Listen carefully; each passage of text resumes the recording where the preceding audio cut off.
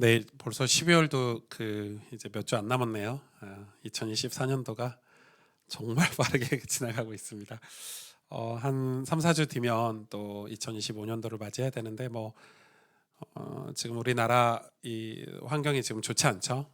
좋지 않지만 또 이 정치 색깔에 따라서 좀 입장이 다를 수 있겠지만 그래도 모두가 다 공통적으로 느끼는 어려운 시기인 것 같아요, 정치적으로. 그래서 여러분 나라를 위해서 또 위정자들을 위해서 여러분 현명한 판단을 하고 또 나라 우리 다음 세대들에게 상처를 주지 않는 올바른 선택을 할 수 있도록 여러분이 기도해 주시고요.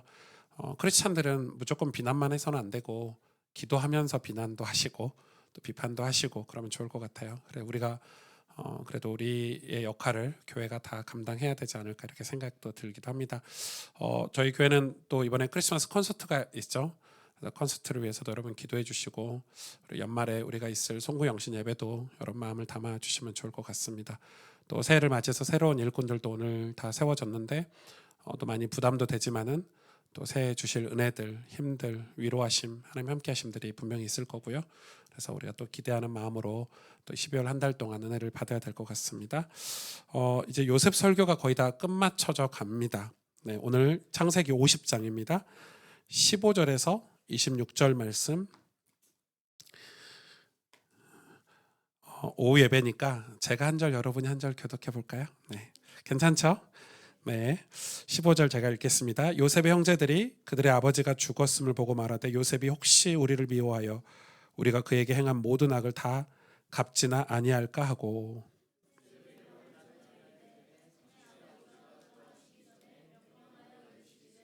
너희는 이같이 요셉에게 이르라 내 형들이 내게 악을 행하였을지라도 이제 바라건대 그들의 허물과 죄를 용서하라 하셨나니 당신 아버지의 하나님의 종들인 우리 죄를 이제 용서하소서 하며 요셉이 그들이 그에게 하는 말을 들을 때 울었더라.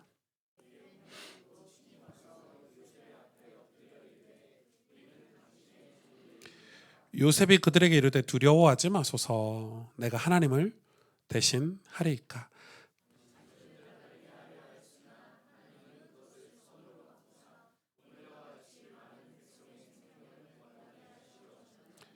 당신들은 두려워하지 마소서 내가 당신들과 당신들의 자녀를 기르리이다 하고 그들을 간곡한 말로 위로하였더라.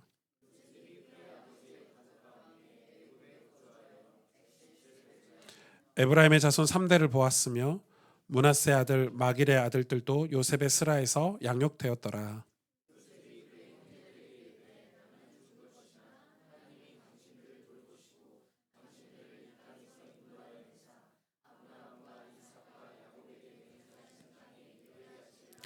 요셉이 또 이스라엘 자손에게 맹세시켜 이르기를 하나님이 반드시 당신들을 돌보시리니 당신들은 여기서 내 해골을 메고 올라가겠다 하라 하였더라.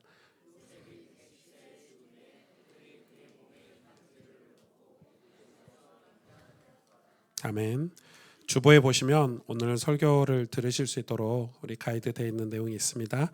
그리고 제 설교 원고는 오늘 예배가 끝나자마자 바로 홈페이지에 이렇게 올라가니까요. 나중에 텍스트로도 여러분 설교를 꼭 확인해 주시면 좋을 것 같습니다. 제가 오늘 설교 제목 짓는데 시간은 오래 걸리진 않습니다. 저는 설교 내용을 준비하는데 오래 걸리지 제목은 사실은 본문에서 그냥 뽑아서 이렇게 하거든요.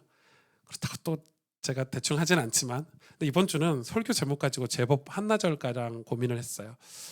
제목을 우리의 소망은 어디에 둘 것인가 어디에 있나요? 이렇게 했지만 사실 이번 주 제가 축복 설교를 좀 하고 싶었고 성경에 가장 많이 나오는 단어 중에 하나가 축복이라는 단어인데 그거에 관한 얘기를 오늘 요셉 설교의 거의 마지막으로 좀 하고 싶었었어요. 그래서 오늘 그래서 제목을 이렇다 저렇다 하다가 결국 우리의 소망은 어디에 있나로 제목을 정했지만 성경에는 축복이라는 단어가 굉장히 많이 나옵니다. 근데 단어의 이 정확한 의미를 여러분 알고 계십니까? 축복. 뭐가 축복이죠? 복과 축복의 차이는 무엇이죠? 축복이라는 단어는 라틴어인데 라틴어의 뜻이 뭐냐면 상대방에게 좋은 말이라는 뜻이에요. 그 말은 뭐죠? 내게 좋은 거는 복이지만 상대방에게 복을 나눠줄 수 있고 상대방에게 좋은 말을 해주는 게 축복이라는 거죠.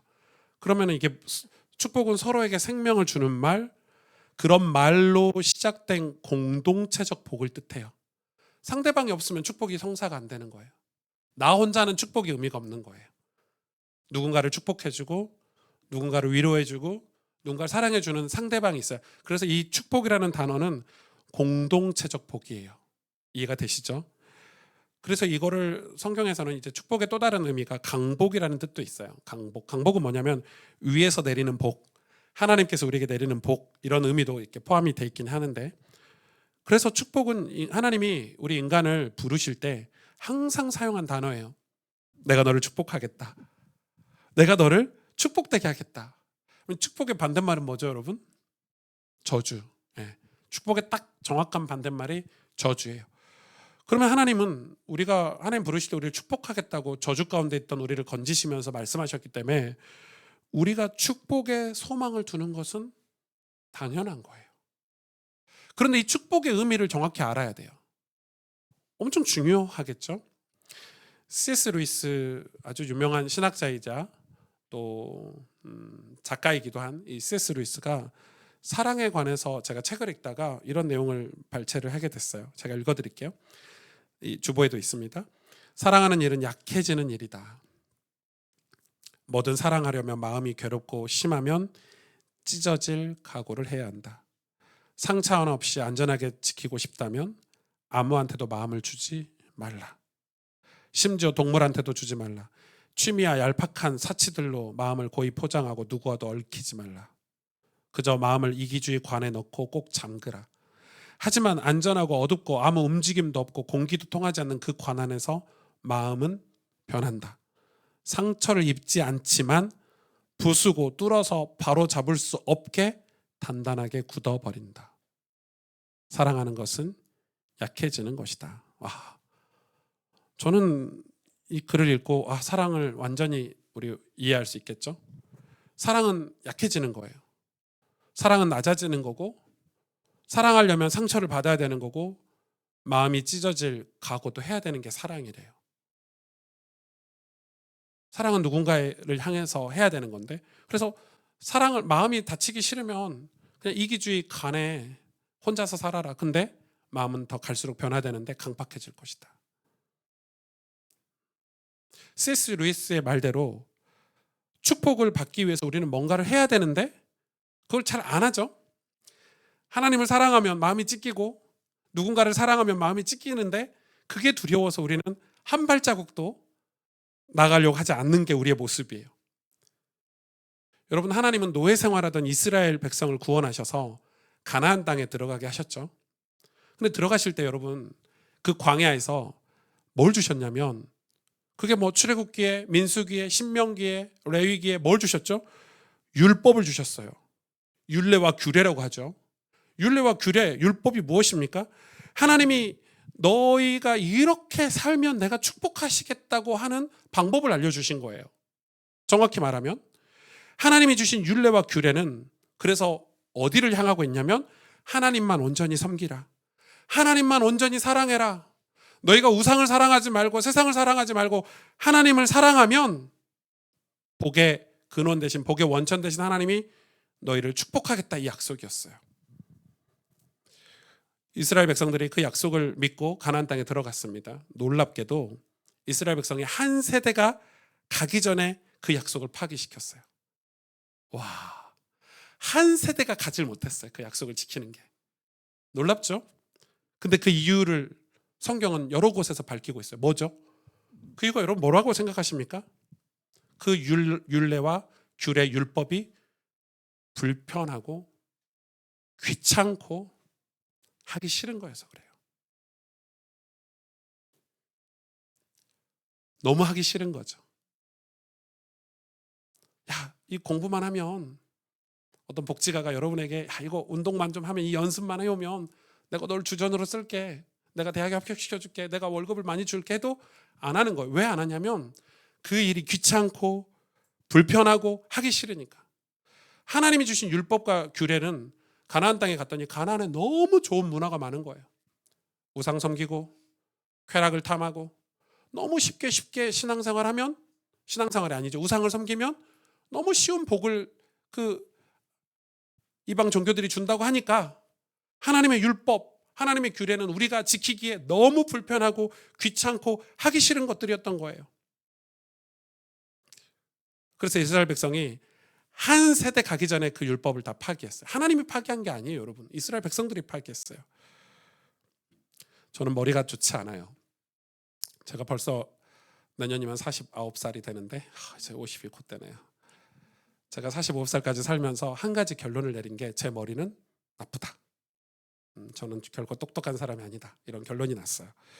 사실 이 머리 나쁜 거를 대학교 때부터 고등학교 때부터 이미 깨달았어요. 저는 머리가 엄청 나쁘거든요. 그래서 주일날 교회 가서 설교를 듣는데, 그리고 성경을 읽는데, 신학교 때 또 전도사 때 이 말씀이 이해가 안 되는 거예요.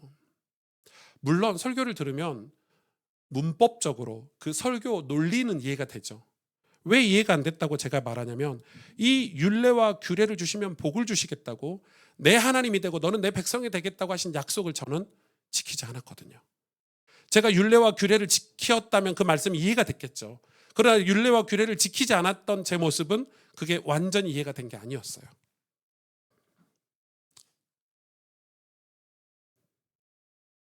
우리는 불편하고 귀찮고 하기 싫은 일을 하지 않으려고 하는 죄성을 가지고 있어요. 여러분, 그게 죄예요. 여러분, 제가 사회 부자다 가난한 사람을 비교하고 나누고 함부로 해석하려고 하는 건 아니지만, 보통 사회도 일반 세계도 성공하는 사람들, 좀 풍요롭게 사는 사람들은 대다수가 다 부지런해요. 남들이 하지 않는 걸 해요. 좀 죄송한 얘기예요. 물론 사회 구조적으로 집안의 어떤 어려움으로 그럴 수 있지만, 노숙자들이나 우리가 도와야 될 그분들 대다수가 다 남들이 하는 일을 하지 않으려고 해요. 귀찮고 힘든 일을 하지 않으려고 해요. 그냥 대충 살고 싶은 거예요. 내 마음대로 살고 싶은 거예요. 그러면 우리의 삶은 풍요를 맛볼 수가 없게 되죠. 그건 죄라고 성경이 기록하고 있어요. 게으름. 가정이 행복해지려면요, 사랑을 잃어버리면 안 돼요. 가정은 사랑으로 뭉쳐져 있잖아요. 부부관계는 사랑을 잃어버리면 안 되는데, 사랑을 지키는 것은 불편한 일을 해야 되는 거예요. 불편한 일을 해야 사랑을 지킬 수 있고 유지할 수 있어요. 근데 불편한 일을 안 하면 사랑은 깨지게 돼 있어요. 그럼 가정도 깨지게 돼 있죠. 공동체도 마찬가지예요. 불편한 일을 해야 돼요. 누군가는 불편한 일을 해야 되는 거예요. 저는 신앙생활을 시작할 때 제 신앙생활의 시작점에 제 환경은 생각보다 좋지 않았어요. 제 마음은 더 좋지 않았어요. 그런데 제가 신앙생활을 하면서 이 환경에서 벗어나고 싶고, 나는 하나님께 복을 받고 싶은데, 제가 할 수 있는 일은 성경을 읽고 묵상하고 일기를 쓰는 건 할 수 있겠더라고요. 기도가 좀 어려웠기 때문에. 그래서 성경을 읽고 묵상하고 일기를 썼어요. 그걸 20년 넘게 하다 보니까 이제 그게 습관이 됐고, 그게 제 삶이 돼버렸어요. 제가 그렇게 유도한 게 아니에요. 습관을 가져야지 이것도 아니에요. 그냥 성경을 읽다 보니까, 묵상하고 일기를 쓰다 보니까 일기장이 이래요. 다 버렸는데도. 목회를 하면서도 마찬가지예요. 남들이 귀찮아하고 불편해하고 하기 싫은 것을 하면 된다는 걸 저는 알게 됐어요. 그걸 하면 돼요, 목회는. 귀찮고 하기 싫은 것이 기도이고 설교 준비예요. 전 너무 설교 준비가 힘들거든요. 왜냐하면 설교 준비 원어도 봐야 되죠. 주석도 참고해야 되죠. 이 본문을 보수 설교는 어떻게 하는지, 진보 쪽에서는 어떻게 설교하는지 다 확인해야 되죠. 오늘날 시대와도 맞춰야 되죠. 당시 시대 문화도 봐야 되죠. 성경 지리도 봐야 되죠. 너무 귀찮아요. 그래서 다들 베끼고 대충 하고 이러는데, 기도? 교회 와서 무릎 꿇고 기도하는 게 여러분 얼마나 귀찮은 일인지 몰라요. 다들 마음은 있지만 귀찮아서 안 해요. 그래서 저는 누구보다 그것이 습관이 되도록 하고 또 하고를 계속 반복했어요. 하고 또 하고를 계속 반복했어요. 그것은 어떤 특별한 능력이나 어떤 화려한 배경이 필요한 일이 아니었기 때문에 저는 가능했어요.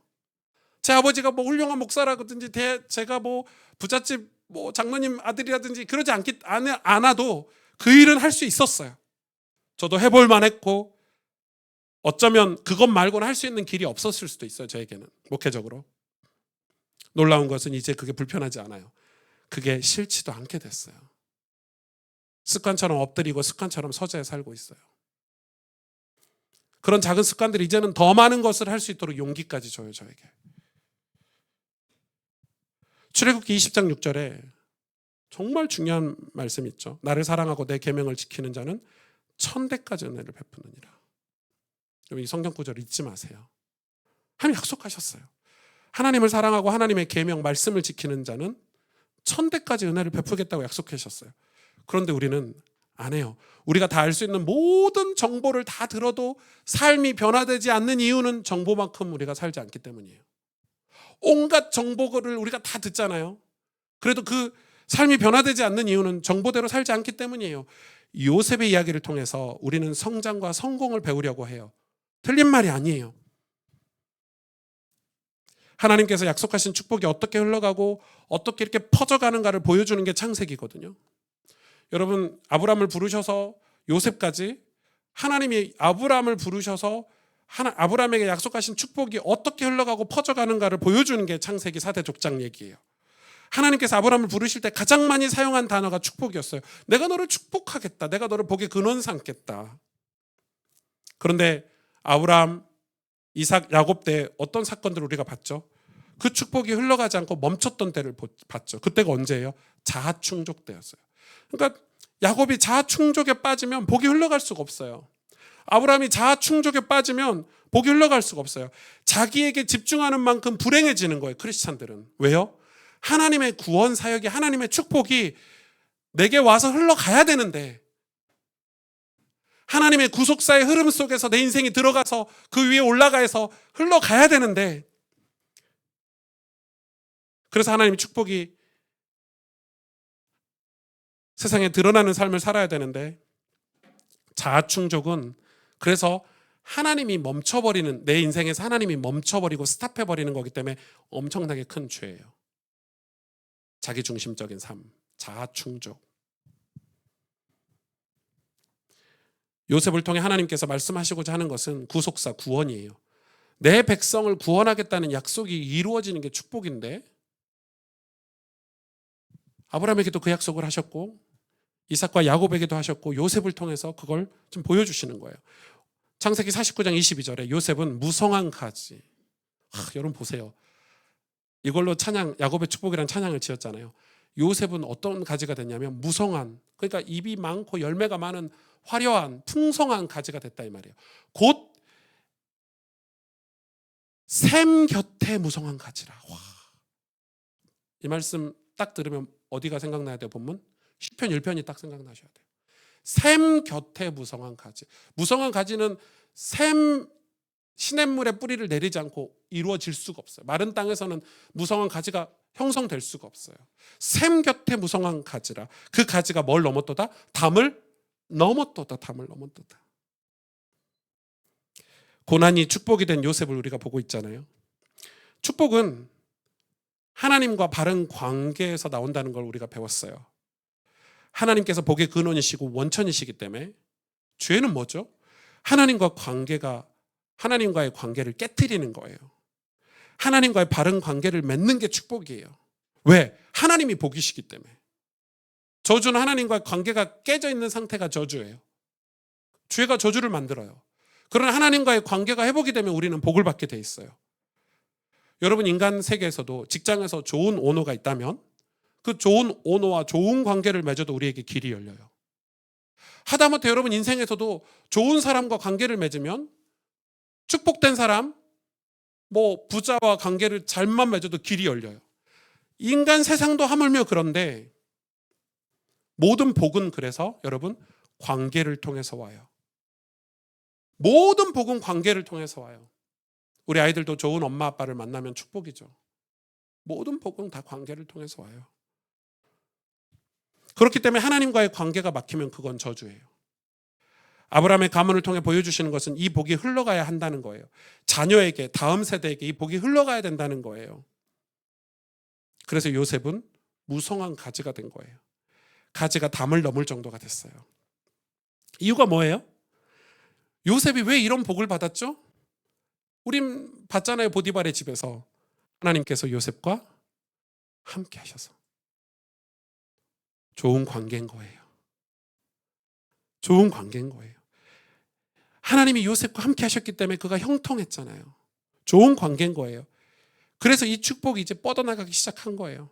가정을 구원할 정도가 아니라 이스라엘 전 민족을 구원할 정도가 됐고, 이제 오실 메시아를, 그리스도를 선명하게 보여주기까지 했어요. 이사야 4장 2절에 보니까 그날에 여호와의 싹이 아름답고 영화로울 것이며 그 땅에 솟아는 이스라엘의 피난한 자를 위하여 영화롭고 아름다울 것이며. 여기서 여호와의 싹이 뭐예요? 예수님이에요. 지금 요셉을 통해서 예수 그리스도를 보여주고 있는 거예요. 예수 그리스도로 주실 풍성함을 예언하고 있어요. 성경은. 복은 생명이고 복이 생명이 가득한 상태가 축복이에요. 가지가 무성하다는 것은 축복이라는 뜻이잖아요. 나눠줄 수 있다는 거예요. 공동체 베풀 수 있다는 거예요. 하나님께서 주시는 생명은 하나님과의 관계에서 얻은 것인데, 죄로 인해 하나님과의 관계가 끊어졌기 때문에 생명이 소멸이 돼요.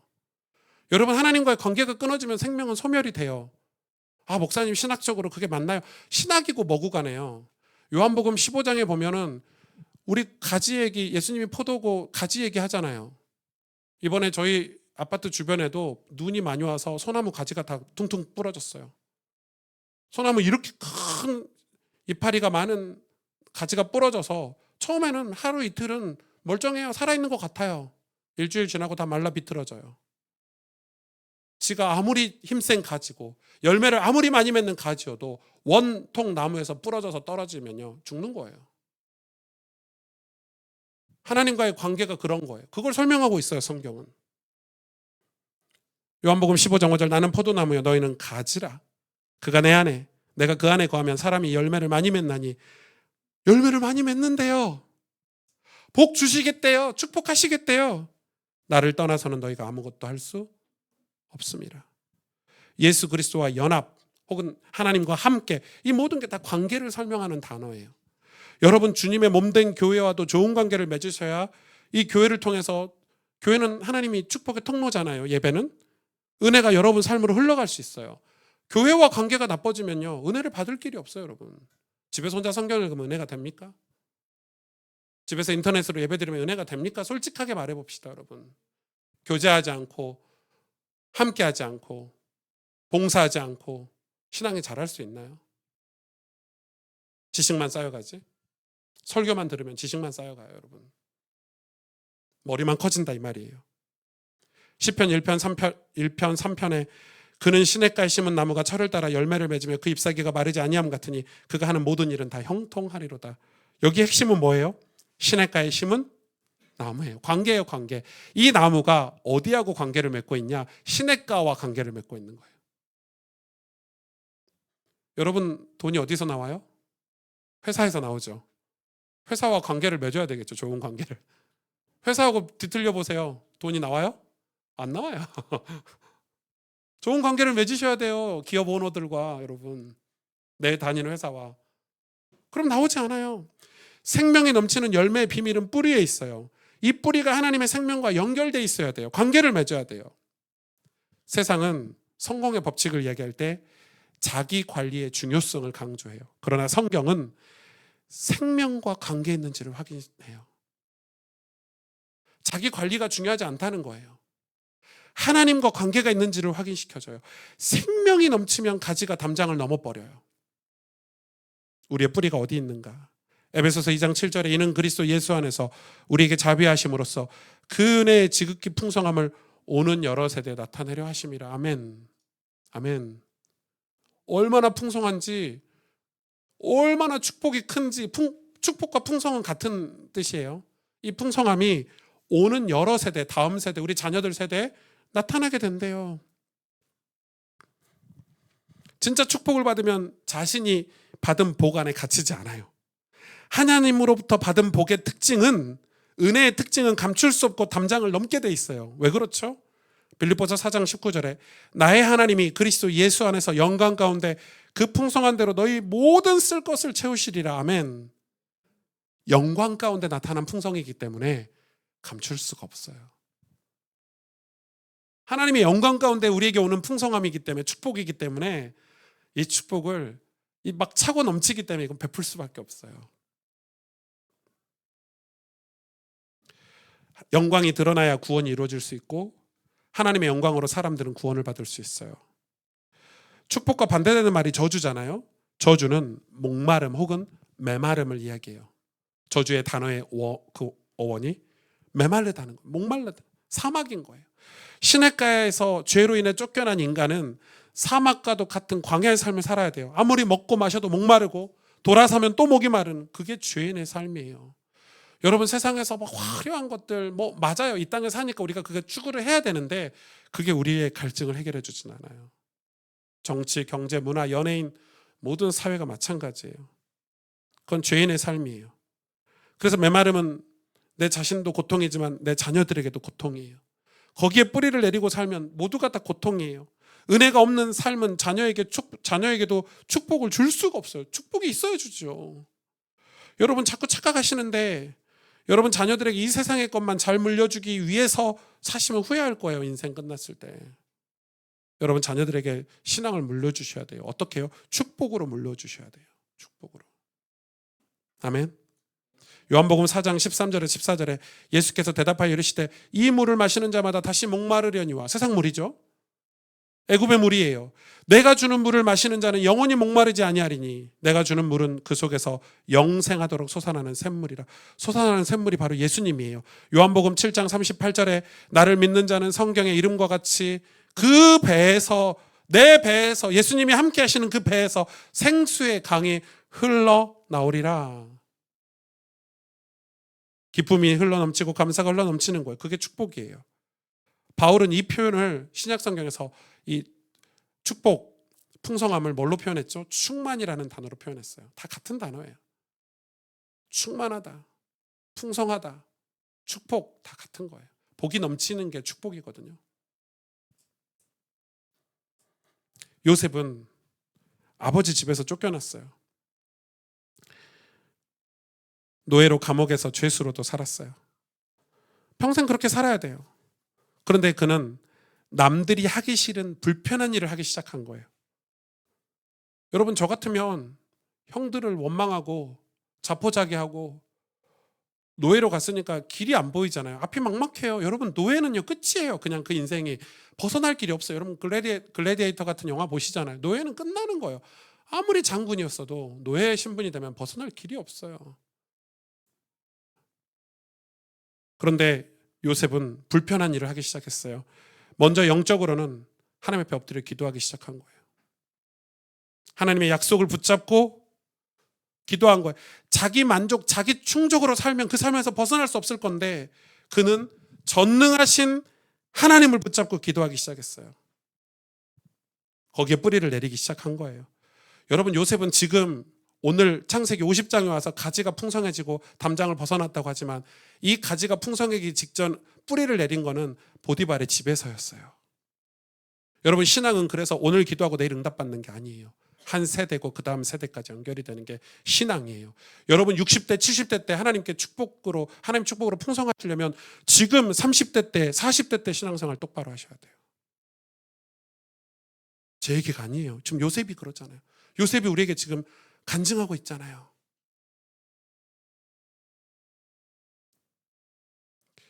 그는 하나님의 약속을 붙잡고 기도했어요. 그래서 하나님과 관계가 회복되니까 성경이 뭐라고 간증하죠? 하나님이 요셉과 함께 하심으로 그가 형통했다. 그가 형통하니까 이제 지혜가 생겨나고 그 지혜로 육신적으로도 남이 하기 싫은 일을 했어요. 다른 노예들은 대충 했을 거예요. 왜? 어차피 노예니까 시키는 일이나 하고 농땡이나 치고. 요셉은 그렇게 하지 않았어요. 남들이 하기 싫은 일, 남이 귀찮아하는 일을 했어요. 고린도후서 6장 9절에 무명한 자 같으나 유명한 자요, 죽은 자 같으나 보라 우리가 살아있고 징계를 받은 자 같으나 죽임을 당하지 아니하고. 이게 요셉 아닙니까? 그가 노예 같으나 무명한 자 같으나 죽은 자 같으나 죽어있는 자 같으나 징계를 받은 자 같으나. 요셉은 죽지 않았어요. 무명한 자가 아니었어요. 예수의 생명이 우리 안에 있다면 반드시 부유하게 돼요. 진짜 신앙을 가진 자는 부유할 수밖에 없어요. 예수 그리스도를 모시고 그리스도 안에 살면 어떤 상황이든 영향받지 않고 결국엔 승리하게 돼 있어요. 왜?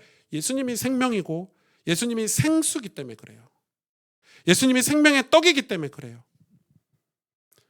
요셉을 가지고 성경은 증언하고 있죠. 창세기 49장 23절 24절. 활 쏘는 자가, 여기 활 쏘는 자는 누구예요? 그의 형들일 수 있고 보디발의 아내일 수 있죠. 활 쏘는 자가 그를 학대하며 적개심을 가지고 그를 쏘았으나 요셉의 활은 도리어 굳세며 그의 팔은 힘이 있으니 이는 야곱의 전능자 이스라엘의 반석인 목자의 손을 힘입음이라. 와, 저는 이 구절 너무 사랑해요. 형들은 요셉에게 죽음의 화살을 쏘았죠. 보디발의 아내도 그에게 어둠의 화살을 쏘았어요. 인생이 그냥 코너에 완전히 몰렸어요. 요셉은 그 고난을 가지고 하나님께로 가지고 갔어요. 누구에게? 전능자에게 가지고 간 거예요. 반석에게 가지고 간 거예요. 우리 인생의 목자에게 가지고 간 거예요.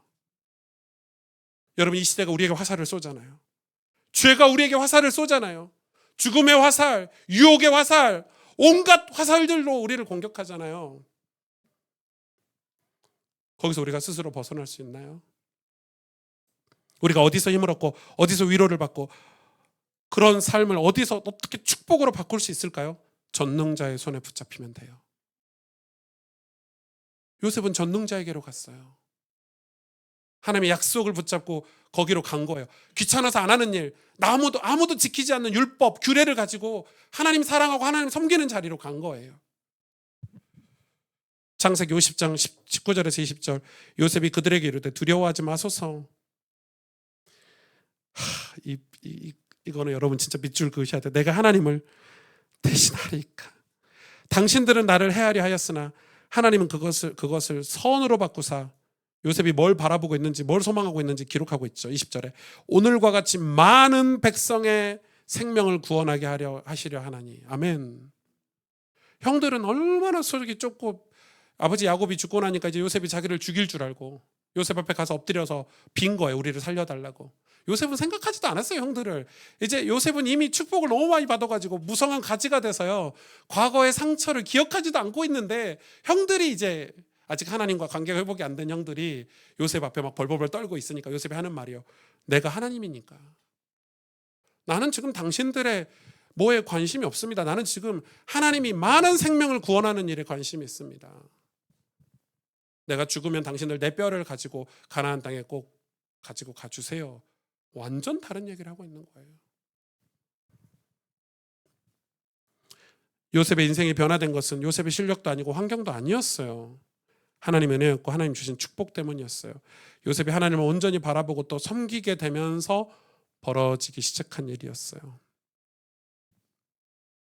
에베소서 1장 18절에서 19절에 너희의 마음의 눈을 밝히사 그의 부르심의 소망이 무엇이며 성도 안에서 그 기업의 영광의 풍성함이 무엇이며 그의 힘의 위력으로 역사하심을 따라 믿는 우리에게 베푸신 능력의 지극히 크심이 어떠한 것을 너희로 알게 하시기를 구하노라. 아멘. 저는 복 중에 복은 눈을 뜨고 보는 것이라고 생각해요. 눈 뜨고 보는 것. 우리가 눈 떠서 보는 게 세상이라면 그건 복이 아니겠죠. 세상과 관계를 맺고 살려고 하고 세상에 뿌리를 내리고 살려고 하면 그건 복이 아니죠. 말씀을 통해 하나님을 보는 거예요. 여러분에게 고난이 왔을 때 하나님을 바라보는 거예요. 복이죠. 하나님의 약속이 여러분 눈에 들어와야 돼요. 성경을 읽으면서 하나님의 약속이 야곱의 약속이구나, 이삭의 약속이구나, 아브라함의 약속이 아니라 나의 약속이구나, 이렇게 눈에 들어오셔야 돼요. 보는 사람이 그래서 복이 있는 거예요. 그걸 소망이라고 하잖아요. 여러분, 크리스찬들은 다 소망이 있으셔야 돼요. 아멘. 이 나라가 아무리 대통령이 희생쇼를 하고 난리를 피우고 있지만 여러분, 안 그런 적 있습니까? 인류 역사상 안 그런 연도를 한번 갖다 대보세요. 세상이 평안한 적이 있었습니까? 우리의 소망은 달라야 돼요. 세상 소망과 달라야 돼요. 애굽은 세상이고 세상의 방식으로 구원을 이해하려고 한다면 교회 공동체는 엄청 어려움을 겪게 될 거예요. 애굽의 방식으로 하나님은 구원하시지 않으세요.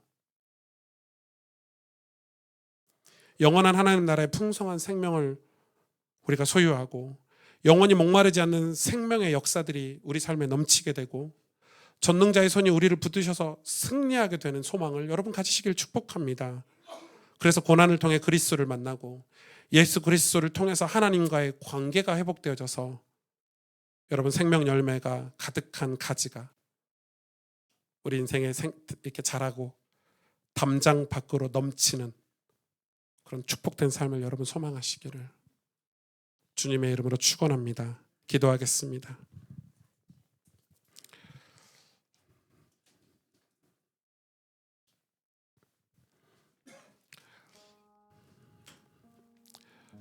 우리가 지금 아브람부터 요셉까지 쭉 말씀을 들어왔죠. 하나님 우리를 복주시려고 부르셨어요. 세상 가운데 있는 우리를, 죄악 가운데 있는 우리를 십자가의 사랑으로 우리를 사랑해 주신 게 아니라 그냥 사랑만 하신 게 아니라 우리를 불러주셨어요. 부르셨는데 왜 부르셨냐? 복주시려고, 축복하시려고.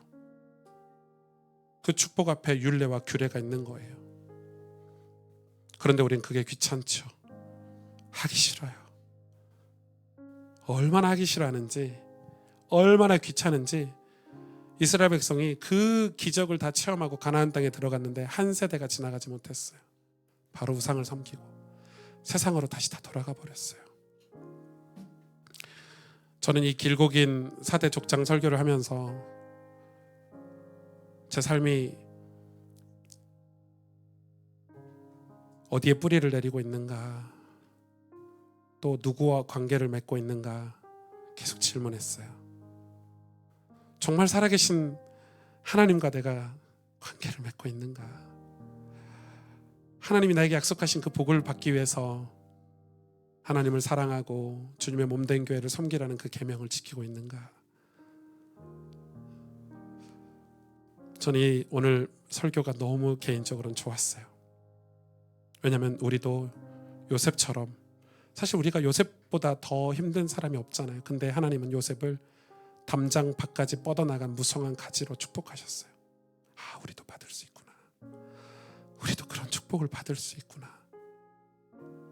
우리도 하나님이 함께 하시면, 예수님과 연합하면, 예수님 안에 살면, 우리도 우리의 뿌리를 시냇가에 심으면, 우리도 우리의 뿌리를 하나님께 뿌리를 내리면 우리도 무성한 가지가 될 수 있구나 알게 됐어요. 여러분, 우리의 기도가, 우리의 예배가, 우리 신앙이 그런 축복을 소망하기를 원합니다.